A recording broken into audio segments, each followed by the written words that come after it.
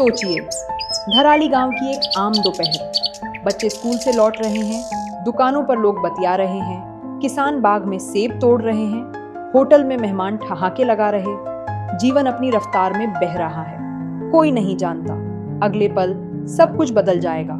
5 अगस्त 2025 दोपहर लगभग 1:50। अचानक आसमान पर घने बादल मंडराते हैं और तभी बादल फटते हैं। महज 20 सेकंड में ऊंचे पहाड़ों से मिट्टी, पत्थर और खीरगंगा नदी का उफनता पानी गांव की तरफ बाढ़ बनकर दौड़ता है। बाजार, होटल, घर, सेब के बाग, सब कुछ मलबे में दब गए। गेस्ट हाउस और रेस्टोरेंट्स के दरवाजों पर मौत ने दिन दहाड़े दस्तक दी। कोई संभलता, उससे पहले जिंदगी उलट चुकी थी। अब सवाल है, धराली आपदा क्यों हुई? धराली की त्रासदी दिन में हुई, जब लोग चौकन्ना हो सकते थे, फिर भी जानें गईं। क्यों? अंधाधुंध निर्माण, अनियंत्रित पर्यटन नदियों के किनारे, होटल पहाड़ों की ढलानों में घर और बाग, प्रशासन की चेतावनियों की अनदेखी, ये सब इंसानी लापरवाही की कीमत थी। प्राकृतिक खतरे पर बार बार चेतावनी दी गई, मगर सबने अनसुना कर दिया। तो जिम्मेदार कौन है? दोषी कौन है? सरकार। आपदा प्रबंधन, अवैध निर्माण रोकना, चेतावनी देना सरकार की जिम्मेदारी थी, मगर कई तैयारी बस कागजों पर रही। आम लोग, ज्यादातर ने सुरक्षा की बजाय आसानी और मुनाफे को चुना। नदियों के किनारे निर्माण, पहाड़ों में पेड़ों की कटाई। प्रकृति, कुदरत अपनी गलतियों का हिसाब समय पर लेती है। पुरानी चेतावनी याद दिलाने आई, जैसे केदारनाथ की आपदा 16 से 17 जून 2013। केदारनाथ में आई भीषण बाढ़।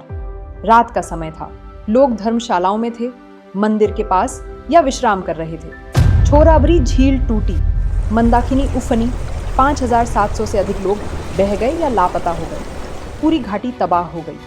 फर्क दिन या रात का नहीं, बल्कि चेतावनी को न सुनने और लापरवाहियों का है। हर साल उत्तराखंड की कोई घाटी ऐसी आपदा झेलती है। क्या हम सबक सीखेंगे, या अगली बार कोई और गांव, कोई और परिवार तबाही के मंजर में खो जाएगा? केदारनाथ हो या धराली, दिन हो या रात, अगर जिम्मेदारी सब साझा नहीं करेंगे तो कोई सुरक्षित नहीं रहेगा।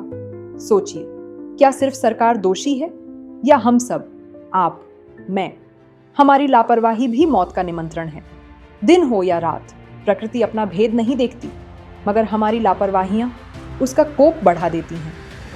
तो आज की इस सच्ची कहानी से यही सबक मिलता है कि प्रकृति की गोद में रहकर हमें न सिर्फ उसका आदर करना चाहिए, बल्कि अपनी लापरवाही या अनदेखी से भविष्य को संकट में नहीं डालना चाहिए। जिम्मेदारी सिर्फ सरकार या सिस्टम की नहीं, हम सबकी है। अगर आप उत्तराखंड या ऐसी किसी आपदा से जुड़े हैं, या इस पर आपके मन में कोई सवाल है, कमेंट में जरूर लिखिए।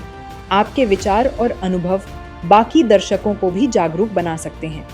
अगर आपको ये वीडियो कहानी पसंद आई हो तो उपासना टीवी को लाइक, शेयर और सब्सक्राइब जरूर करें। इससे आपकी आवाज़ और हमारी कोशिश दोनों और मजबूत होंगी।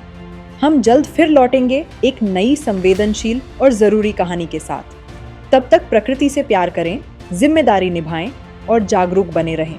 धन्यवाद।